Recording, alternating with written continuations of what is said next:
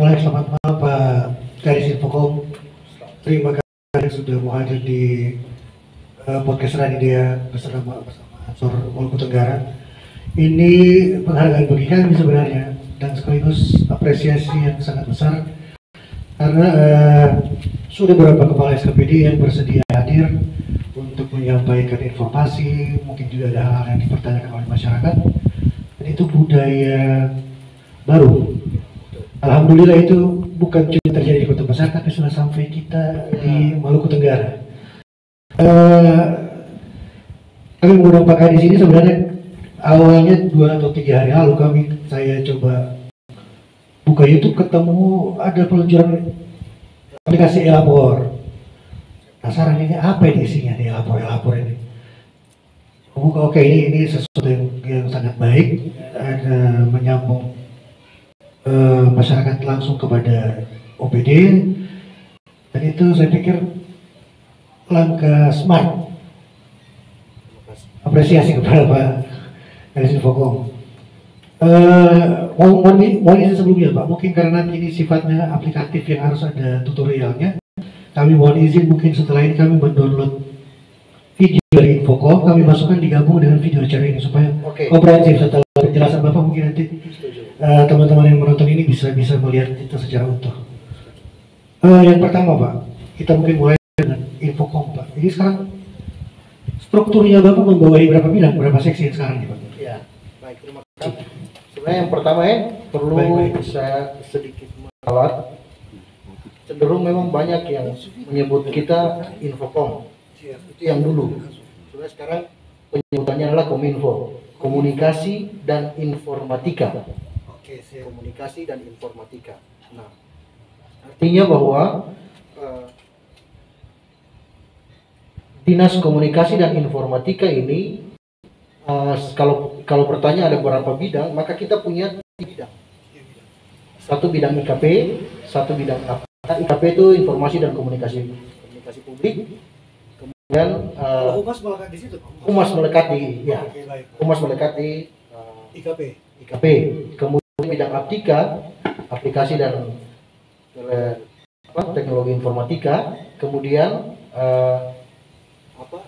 persandian dan statistik. Maaf ya, saya kebetulan sudah vaksin. Siap Pak. Sudah vaksin, kemudian sudah rapid memenuhi prokes negatif, jadi memenuhi persyaratan. Kayaknya saya bisa buka saja. Boleh Pak. Supaya berbicara dan jarak juga cukup ya, 1,5 meter ya, bisa ya. Pak Chen tetap dengan masker. Saya bicara saja ya, lebih enak. Jadi itu 3 bidang. Kemudian ditambah dengan 1 sekretaris dinas, dan masing-masing bidang ada 3 seksi. Ya, 3 seksi. Baik Pak. Berapa minggu lalu ya, saya sempat lihat video kunjungan teman-teman DPRD provinsi ke Bakti. Ya. Saya pengen tahu Pak, coverage area kita sini di Maluku Tenggara mana yang sudah tercover GSM dan internet? Ya.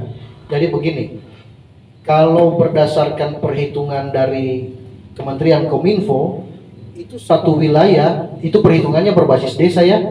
Satu desa yang tercover sinyal sekalipun 1 bar, itu tercover. Itu disebut sebagai terkoneksi. Satu desa yang tidak tercover 1 bar, maka disebut blank spot. Puji Tuhan, sebelum tahun 2019 itu kondisi jaringan internet ya, kita berbicara internet. Kalau seluler tahun 2019 ya, seluler itu belum, itu masih 60-an% seluler 2G. Sementara internet 4G itu baru 42%, itu tahun 2018. Update terakhir Pak. Ya. Kemudian pada tahun 2020 dengan penambahan 9 menara Telkomsel, BTS Telkomsel, ditambah dengan upgrade terhadap 8 menara bakti Yuso dari 2G ke 4G, maka kondisi kita saat ini itu 72%. 72% internet ya. Sedangkan seluler itu 76. Karena ada 2 menara 4 sebenarnya, tapi 2 tahun ini sudah di-upgrade dari 2G ke 4G. Itu Sayat Merah Putih. Kemudian yang belum terupgrade dari 2G ke 4G itu di Ohiwai dengan di 4. Itu Sayat Merah Putih ya. Jadi perlu dipahami itu ada beberapa jenis site. Yang pertama site Telkomsel reguler, site Bakti Yuso, kemudian site Merah Putih. Site Merah Putih ini site di bawah Telkomsel. Site di bawah Telkomsel. Tetapi perlakuan dari kalau Yuso itu murni Kominfo. Yuso ini itu merupakan ya Bakti CSR dari provider telekomunikasi di Indonesia ya. Kebetulan kondisi dengan 72% yang sekarang terupgrade internet sekarang sudah sampai 76% itu berbasis desa. Sekalipun memang harus diakui bahwa ada beberapa ohoy atau beberapa desa yang nanti pergi di titik situ baru dapat sinyal. Nanti pergi di sebelah situ baru bisa internet. Seluruh desa. Ya. Itu harus diakui seperti itu. Tapi kalau berdasarkan perhitungan dari Kementerian Kominfo itu sudah ada sinyal. Nah, sekarang tinggal bagaimana kita kuatkan penguatan jaringan-jaringan. Nah, kita sudah membangun komunikasi dengan Telkomsel karena di Maluku Tenggara ini kan cuma satu provider Telkomsel, tidak ada provider lain. Kita sudah membangun komunikasi dan puji Tuhan kemarin terakhir 2 hari lalu kita meeting virtual dengan GM Telkom sekaligus pimpinan Telkomsel wilayah Maluku Papua. Itu sudah diberikan jaminan. Yang pertama terkait dengan penguatan jaringan akan dilakukan. Kemudian untuk diupayakan untuk fiber optik dari K kecil ke besar. Kalau menara-menara yang jaringannya sudah berbasis fiber optik itu lebih kuat dan biayanya lebih murah. Ya, benar. Jadi contohnya kita gunakan 4G Android di kayak kecil di Langgur itu kualitasnya berbeda dengan di Elat. Karena di Elat masih PTP point to point. Ambil dari ini. Sedangkan kalau yang di Langgur sudah berbasis optik. Nah, sekarang berkat komunikasi Pak Bupati berdasarkan lewat virtual dengan pimpinan Telkom. Nah, sekarang ini sudah mau putar barat fiber optiknya. Sekarang kan masih sampai di besar. Nah, barat kecil ini kayak kecil dulu ini. Putar barat. Jadi dari ini sekarang sudah mulai dibangun untuk menuju ke Watngil. Nah, itu berarti menara-menara yang ada di Dian Darat sudah, yang ada di Totoat, Mursid itu, kemudian yang ada di Wap itu nanti pakai optik. Nah, itu berarti kualitas sinyalnya sudah bagus. Nanti kalau dia terus putar sampai ke dari arah Ibra juga turun, nanti dia bertemu di timur. Nah, itu berarti fiber optik di K kecil selesai. Tinggal dibangun dari K kecil menuju ke K besar. Elat duluan. Kalau menara Elat sudah terlayani dengan fiber optik, otomatis sinyal di sana akan semakin lebih kuat. Tinggal saja mereka membangun untuk putar seluruh K besar. Nah, kita berdoa supaya rencana dari pihak Telkom, Kementerian Kominfo ini bisa berjalan. Dengan membangun komunikasi yang baik dengan pihak-pihak itu, maka semua akan pasti bisa berjalan. Siap Pak Garis, ini luar biasa pemaparan yang sangat komprehensif. Pak, kalau begitu kalau orang di pesisir barat di Pulau, bahkan sampai ke Talibarke, kuah kuning, ikan kuah kuning. Kuah kuning. Itu kan masih bagian dari kita juga Pak. Ya. Kedepannya seperti apa? Mungkin ya tidak saya tahu kewenangan itu ada di pusat dan ada di provider Telkomsel. Tapi kira-kira ke depan Bapak rencana ini mau diapakan kalau kita yang di sana? Ya, jadi begini. Kalau Kementerian Kominfo dan Telkomsel minta kita untuk menyampaikan data, itu ada beberapa variabel yang harus dipenuhi. Pertama, kalau khusus dari Kementerian Kominfo untuk membangun USO, tanah wajib hibah. Terdapat akses jaringan listrik. Jalan itu biasanya Pak Seta itu yang ditugaskan untuk menghitung itu. Jalan ke sini bagaimana? Jalan ke sini bagaimana? Nah, karena jaminan PT PLN untuk Pulau K Besar itu teraliri listrik 24 jam, maka usulan kita tuh yang untuk K Besar listrik 24 jam.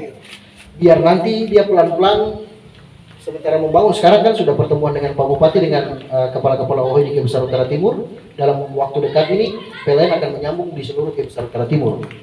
Itu pasti akan mendukung untuk pembangunan jaringan telekomunikasi di wilayah K Besar Utara Timur. Sedangkan yang di Pulau Warbal, UR dengan Tanimbar Kei, saya mau kasih tahu ini satu dulu. Kalau 3T itu terdepan terluar, itu intervensi berarti basisnya 3T. Ya, 3T, basisnya 3T. Sedangkan kalau Telkom ini dia ada dua jenis, non 3T dan reguler. Kalau reguler itu yang biasa dong sewa lahan tuh. Saya pikir untuk wilayah agak berat. Ya. Nah, sekarang kebetulan non 3T, puji Tuhan ya, ini perlu saya sampaikan juga untuk masyarakat. Sekarang ini tim dari Telkomsel, Kementerian Kominfo itu ada turun untuk survei ke 4 lokasi. Survei ke 4 lokasi. Lokasi ini salah satunya adalah Warbal. Ini menara yang saya dapat dihubungi itu menara 42 meter. Bisa cover sampai ke Urpulo. Mudah-mudahan kalau Urpulo pasti. Kalau Warbal ke Urpulo pasti. Iya. Tanimbar Kei kita upayakan. Oke. Siap. Kalau misalnya tidak ke Tanimbar Kei, maka wajib hukumnya kita usulkan satu di Tanimbar Kei. Oke. Untuk masyarakat Tanimbar Kei, kepala OHOI dan sekretaris OHOI-nya sudah menyampaikan proposal sekaligus pelepasan tanah. Ya, saya mau tanya itu, Pak. Ya. Kendala untuk tanah ada kendala tidak, Pak, untuk menjawab ini? Sejauh ini memang itu jadi masalah ya. Kalau dulu-dulu itu memang jadi masalah, tapi sekarang itu masyarakat sangat membutuhkan barang ini. Iya. Ada OHOI yang bahkan sudah membuat pelepasan hak.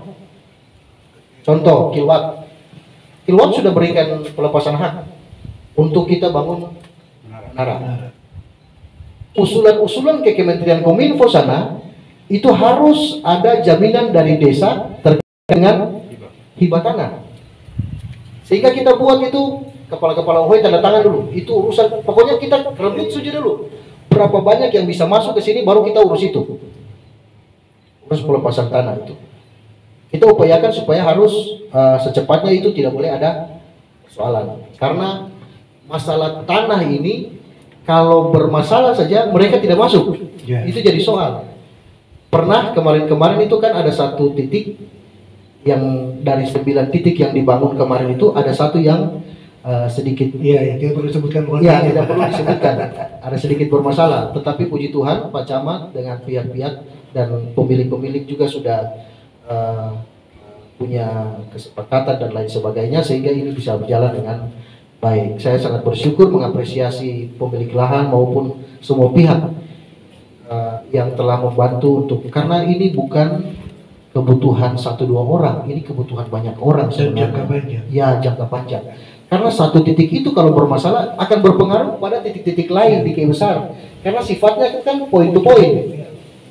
Jadi satu titik ini kalau dia bermasalah, misalnya di titik A, karena masalah tanah, disasi, jaringan di situ putus. Ya. Nanti jaringan di tempat lain, menara tempat lain yang PTP dari menara ini hilang.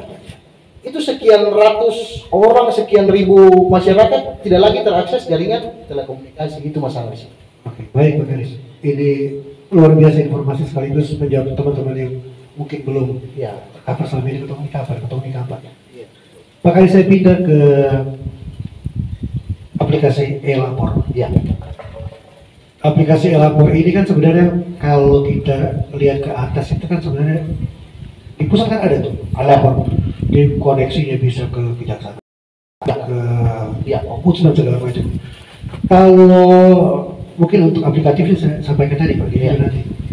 Lapor ini koneknya kemana? Misalnya saya user nih, Ya. saya mau menyampaikan aspirasi, saya menyampaikan apresiasi, usulan, kalau tidak salah itu ya. Proses di dalam itu kayak apa, Pak? Ya. Ini internal kita ya. Siap, siap. Aplikasi. Kalau memang tidak hal yang tidak perlu untuk disampaikan, Enggak. Maksudnya aplikasi ini internal Kabupaten Maluku Tenggara. iya. Nah, kalau yang nasional, yang sifatnya nasional itu Tidak terkoneksi ke sini. iya, itu ada namanya apa? SP4N lapor. Iya, SP4 lapor. Itu nasional, Iya, berlaku oke. nasional. SP4 lapor. SP4N lapor yang biasa kita sebut span lapor itu. Iya, span lapor. Span lapor itu dia kalau misalnya tidak direspon sekian hari, misalnya 7 hari, ada di situ ada hari tidak direspon, dia naik ke tingkat yang lebih tinggi.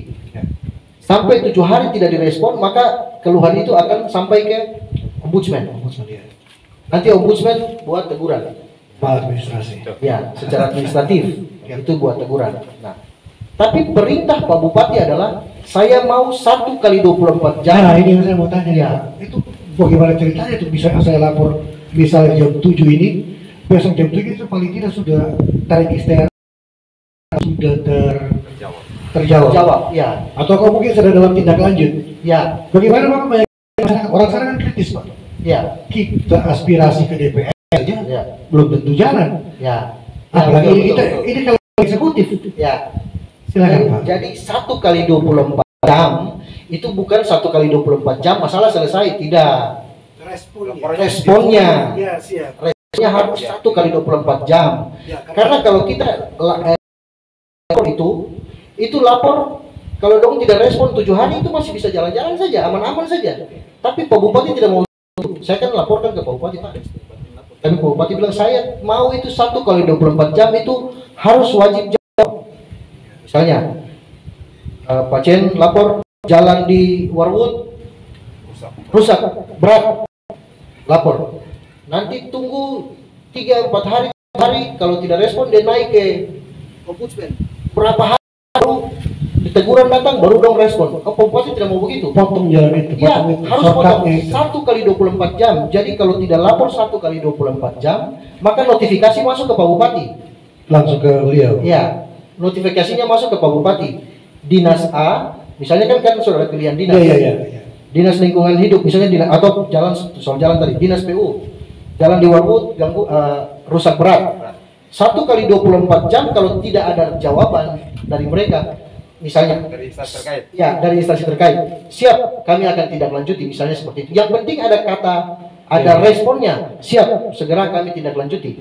Itu kalau setelah sebelum 1 kali 24 jam tidak ada jawaban seperti itu, maka notifikasi masuk ke Pak Bupati. Oke. Tapi terpantau juga oleh Kominfo, karena Siap. Kominfo adalah admin utama. Siap. Ya, admin utamanya ada di Kominfo. Kita terpantau. Kalau misalnya Pak Bupati punya kesibukan, tidak sempat lihat notifikasi, maka kami Kominfo yang jawab, lapor bukan jawab tapi langsung kasih masuk ke grup pimpinan OPD. Oke. Pertama kemarin waktu launching hari Senin ya. Itu launching hari Senin kalau nggak salah ya. Tanggal 3. Tanggal 3 ya, bukan hari Senin. Ya, tanggal 3 sih. Tanggal 3 kita launching. Tanggal 4 itu sudah ada yang masuk. Tanggal 4 ada lapor masuk. Itu belum ditanggapi. Itu langsung admin saya kirim langsung ke grup pimpinan OPD. Siap, segera di TL ya. TL. Siap. Sekarang ini ada beberapa pimpinan OPD yang mau keluar ragu-ragu. Laporan terlalu banyak.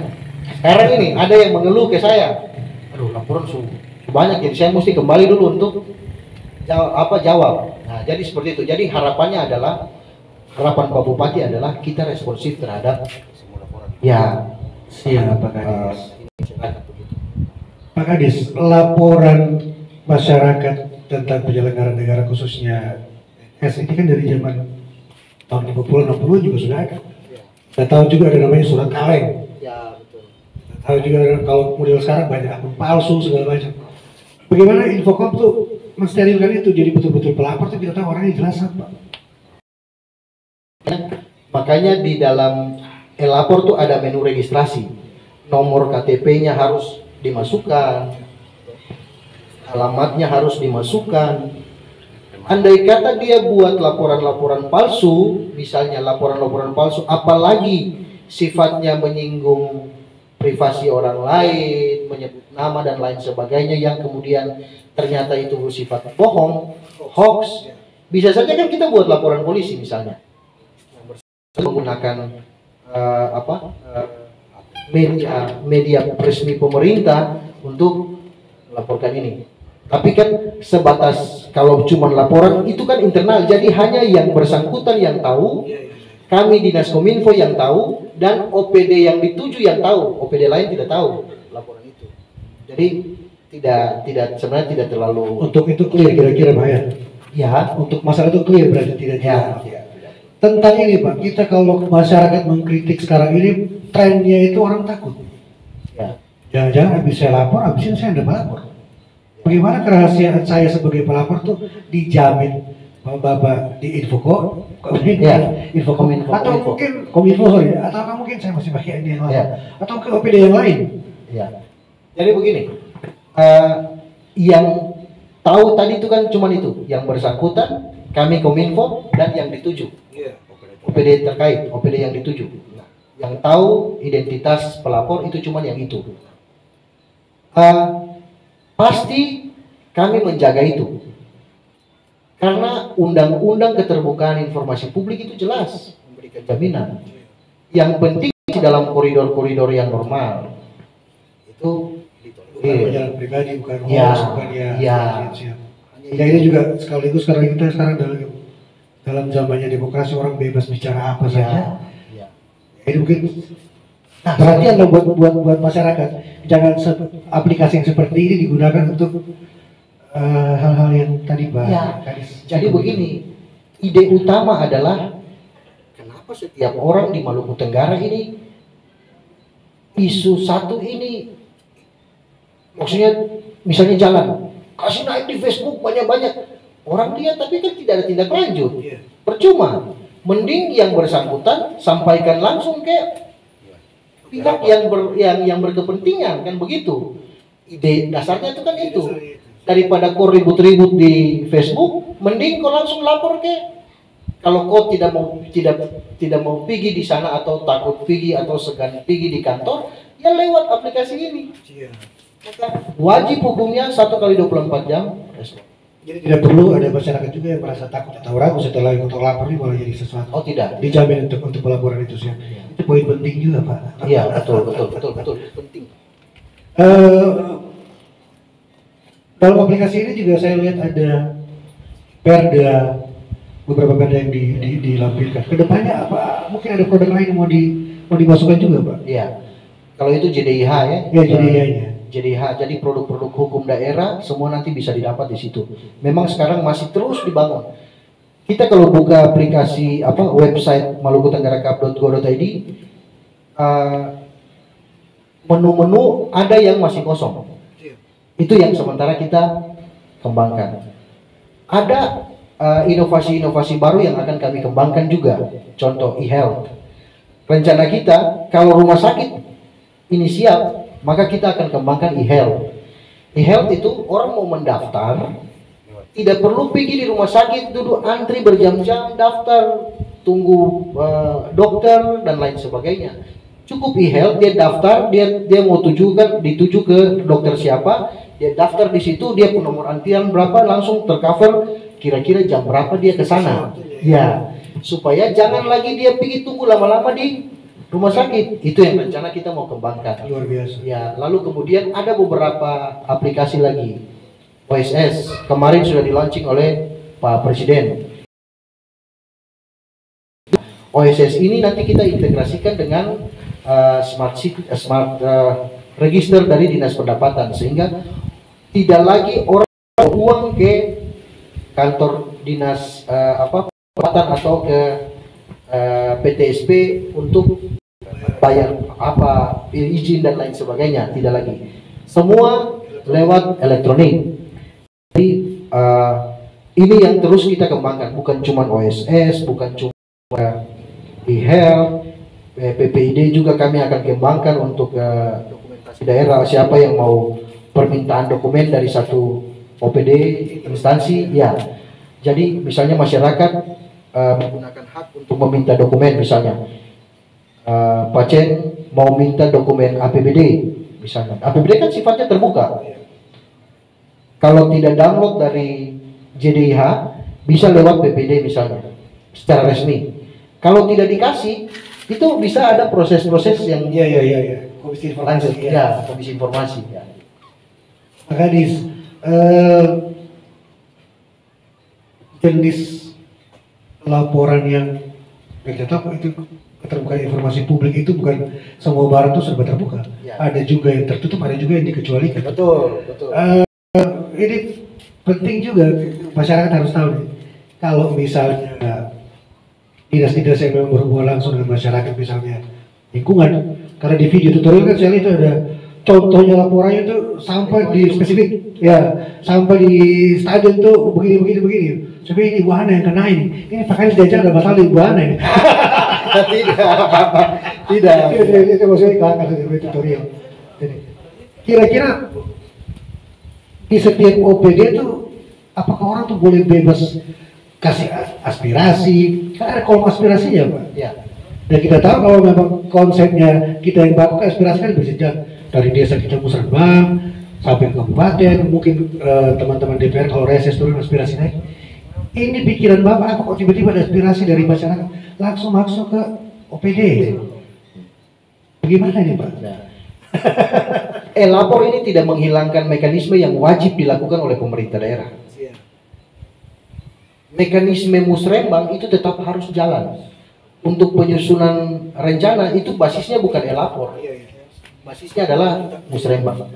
Ke depan kita akan buat musrembang juga. Wah, rencananya begitu. Siap. Jadi selain musrembang itu ada satu aplikasi yang namanya Simpel Desa dari PT Telkom. Beberapa hari kemarin kita sudah sosialisasi. Yang BUMDes PKB itu bukan Pak. Yang BUMDes PKB bukan. BUMDes PKB bukan. Saya kurang tahu mungkin. Tapi PT Telkom punya. Ya, PT Telkom punya namanya Simpel Desa. Simpel Desa itu bahkan sangat lengkap. Detail sampai ke seluruh kebutuhan yang ada di desa. Jadi persoalan juga, Pak. Karena setiap data desa itu apalagi berhubungan dengan keuangan dan segala macam itu kadang-kadang mungkin sudah diposting, sudah diinput, sudah dinyatakan, ya, sudah disebarkan, ternyata mungkin ada temuan dari inspektorat. Ya. Itu fungsi kontrol masyarakat dari situ. Siap. Maka fungsi kontrol masyarakat di situ. Siap. Nah? Oke, ya ini sebenarnya banyak satu langkah maju dari bukan sangat langkah maju, sangat ini membantu Bupati Maluku Tenggara dan Wakil Bupati bahkan seluruh perangkatnya untuk mencoba membuat sebuah inovasi. Iya, sangat inovatif sebenarnya. Saya pikir mungkin kemarin itu ada di Kabupaten Jember ya, yang sangat maju aplikasi elektronik, ternyata Pak Kadis luar biasa. Ini namanya artinya begini, bukan saya saja ya, minta maaf. Tetapi kita diajar, ASN ini diajar untuk tidak hanya berinovasi, tetapi bisa kita meniru, mengadaptasi, dan mengembangkan. Di Jember mungkin yang ini tidak bisa digunakan di GEI, itu yang kita hilangkan. Seperti itu. Jadi sebenarnya barang-barang begini, saya mau kasih tahu, lapor ini keluar ini butuh keberanian besar pemerintah daerah. Saya rasa itu betul.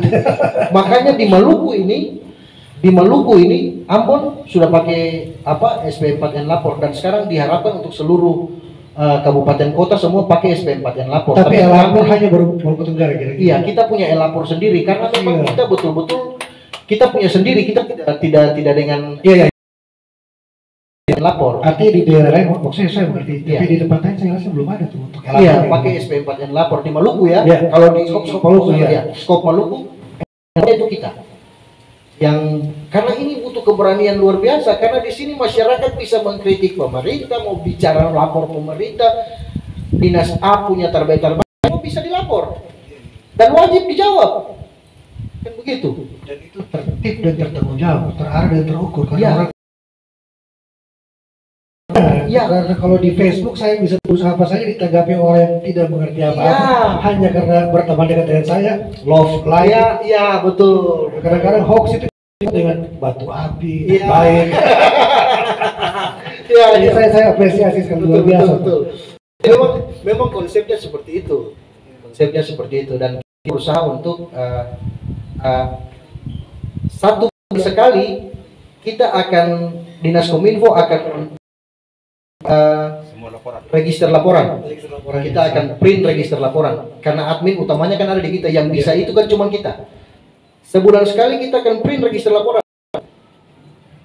Kalau notifikasi yang kelewatan maka dalam bulan itu kita lapor ke Pak Bupati. Pak, dalam register ini dinas ini ada yang melapor tanggal sekian, baru dikonfirmasi tanggal sekian, itu detail semua ada di situ. Jawabannya seperti ini Pak. Itu semua ada. Siap. Jadi selain kepala inspektorat, kepala dinas Infokom ini juga sekarang jadi kepala dinas. Mohon maaf ini kita kelakar biar cair Pak. Terakhir nih Pak, Ya. ke depan setelah e-lapor berjalan nih Pak, harapan bukan harapan Pak. Kalau pandangan Bapak yang punya ide awal ini, apa kira-kira manfaatnya untuk selain tentang kalau pemerintahan yang baik ke masyarakat kita ini apa?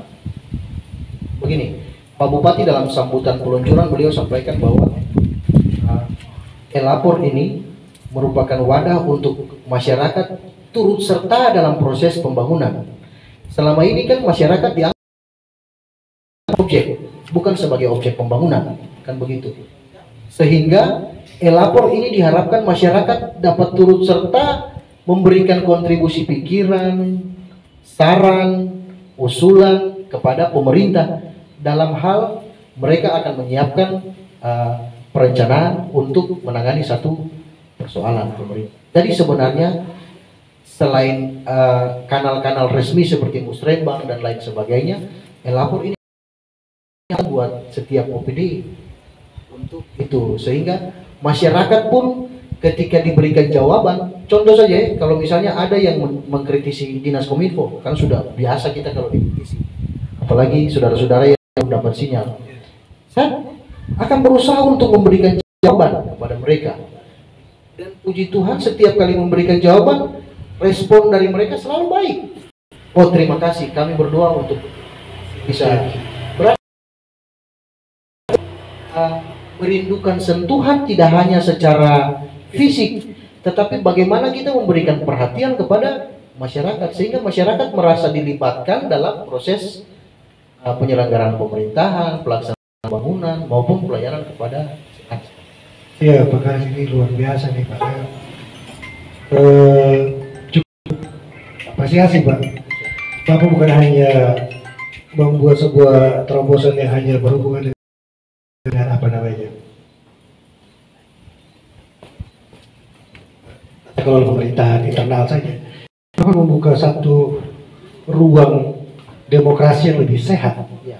Karena kita tidak marah-marah di Facebook lalu disebarkan dan ditindaklanjuti oleh sesama teman-teman yang awam. Ya. Akhirnya itu segala macam. Ini luar biasa Pak. Apresiasi kepada Bapak sekaligus kepada Pak Bupati dan yang paling tidak kita ke depan ini merasa oke, ini ada hal yang akan lebih baik yang kita rasakan ke depan. Saya pikir karena mengingat waktu, mohon maaf Pak Kadis. Siap.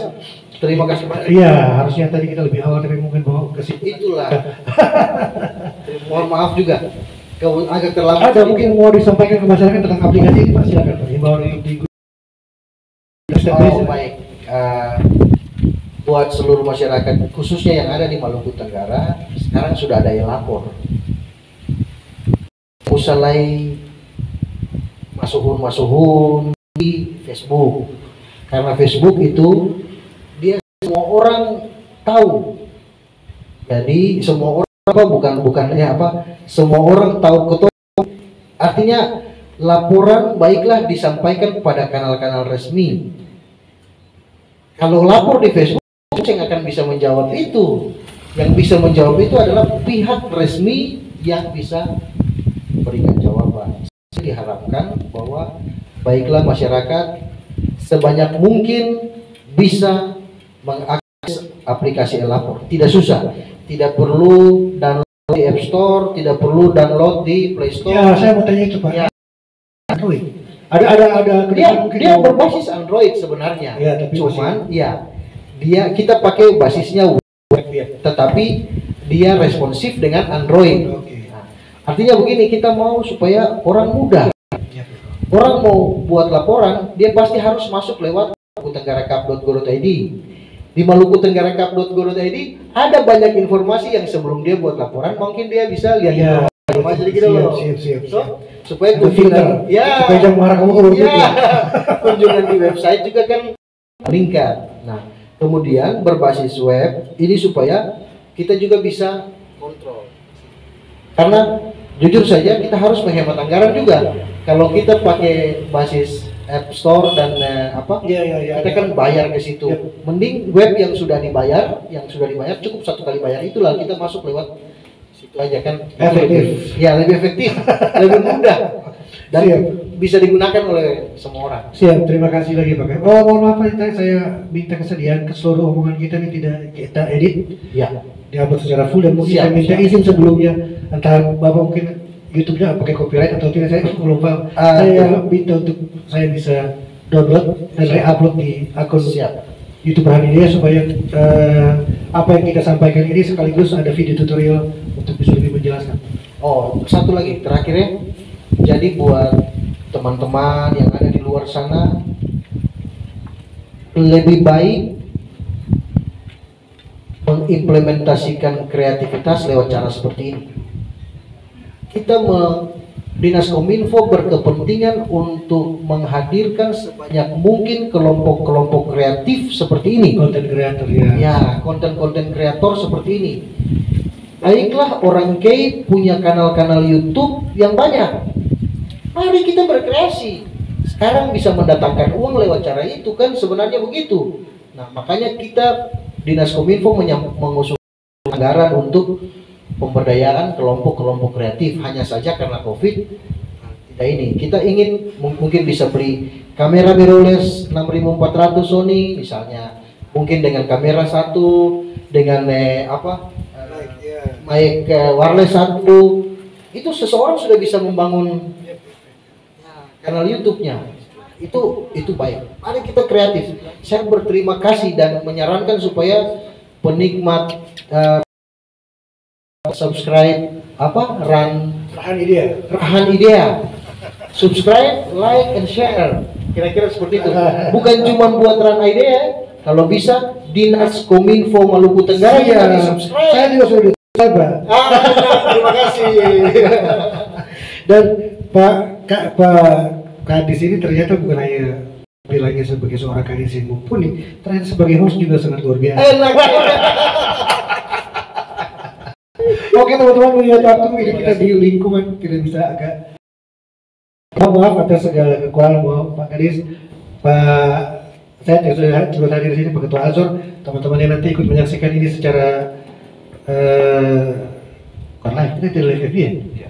Ada live webinar tadi? Oh iya, yang mengikuti tadi live webinar maupun nanti di akun Rahan Idea. Mohon maaf kalau kita Rahan Idea ini kami tidak pernah mengajak orang untuk love, like, subscribe dan segala macam. Kami tidak sedang membesarkan akun untuk monetisasi, kami mencoba untuk teman-teman OKP Ansor terutama ingin menjembatani antara apa yang ada di masyarakat dan apa yang ada di OPD. Ketua Ansor menginginkan mari kita bikin ini supaya jadi sesuatu yang bermanfaat. Kita ketemu ribut di FB yang masuk-masuk. Iya, lebih kira-kira begitu. Cipayung mesti semua punya. Cipayung mesti punya podcast semua kan? Oke, mungkin begitu Pak Ketua, Pak Kadis, mohon maaf kalau ada kekurangan. Teman-teman, sampai nanti kita ketemu di narasumber selanjutnya dengan topik yang lain. Bila itu Hidayah, assalamualaikum warahmatullahi wabarakatuh. Salam sejahtera, shalom, nama budaya, salam kebajikan, salam Pancasila merdeka. Terima kasih banyak, luar biasa. Paling paham, ternyata paling paham tentang apa?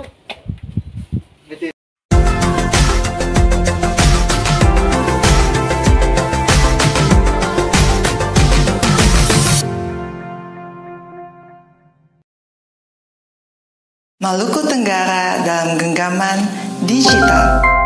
Selamat datang di aplikasi Elapo Malra berbasis web.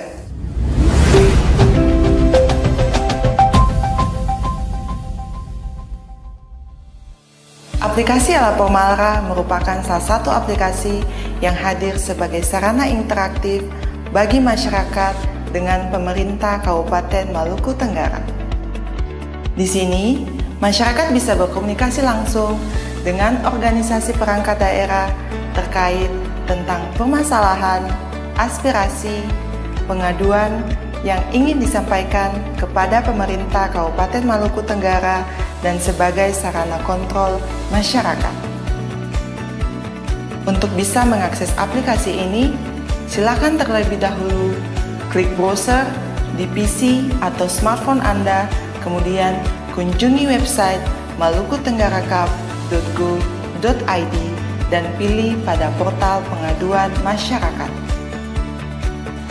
Terdapat 3 pilihan yang ada pada aplikasi ini, yaitu login, register, dan lupa password. Ada beberapa langkah-langkah yang harus Anda lengkapi sebelum bisa menggunakan aplikasi ini, yaitu klik pilihan register. Di situ, Anda harus melengkapi data-data seperti nama lengkap, nomor induk kependudukan, alamat email, dan password dan nomor telepon. Dan klik pada pilihan daftar. Ada beberapa langkah-langkah yang harus Anda lengkapi sebelum bisa menggunakan aplikasi ini, yaitu klik pilihan register. Di situ Anda harus melengkapi data-data seperti nama lengkap, nomor induk kependudukan, alamat email, password, dan nomor telepon. Dan klik pada pilihan daftar. Pastikan data-data yang Anda masukkan adalah data-data diri Anda yang sebenarnya. Setelah menyelesaikan proses register, kemudian barulah memilih login untuk bisa mengakses aplikasi ini. Kemudian akan muncul tampilan awal akun pengguna seperti ini. Untuk bisa berinteraksi, menyampaikan aspirasi atau pengaduan, klik pada pilihan menu, tulis laporan, atau menyampaikan aspirasi. Berikut akan muncul form pengisian yang terdiri dari tipe laporan, judul laporan, instansi tujuan, dan isi laporan. Anda juga harus mengunggah foto sebagai lampiran yang memperkuat laporan Anda. Misalkan, Anda mau melaporkan tentang masalah sampah yang berserakan di Stadion Maren, pilih instansi tujuan, yakni Dinas Lingkungan Hidup, kemudian isi laporan yang ingin Anda sampaikan dan unggah foto sebagai bukti atau keterangan di mana lokasi laporan tersebut.